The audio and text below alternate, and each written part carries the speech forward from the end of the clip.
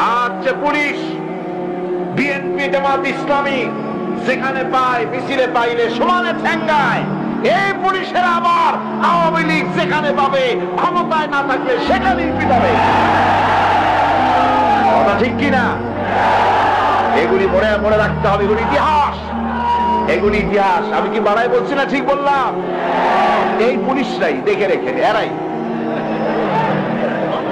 আজকের যে স্বরাষ্ট্রমন্ত্রী, কালকে দেখবেন পিটানের ঠেলায় ক্ষমতায় যদি না থাকে হসপিটালে শুয়ে আছে। এগুলি তো আমরা পত্রিকায় দেখি, ছবি শুনতে দেখি। কথা ঠিক কিনা? এগুলি আমি বললাম কেন?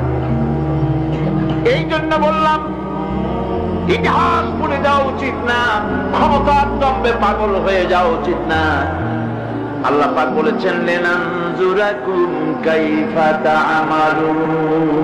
ক্ষমতা দিয়ে আমি দেখি আমলটা কি করো, তোমার আমলটা কি হয়। ক্ষমতায় যারা থাকে, ক্ষমতার মোহে চতুর্দিকে অন্ধকার দেখে, মনে করে আমার পতন আর হবে না। কিন্তু তোমাকে বুঝিবে যে গোকুলে বাড়ি শেষে গাড়ির চাকা সব সময় উপরে থাকে না। গাড়ির চাকা সব সময় উপরে থাকলে গাড়ি তো চলবেই না। গাড়ির চাকা ঘোরে বলেই তো গাড়ি চলে।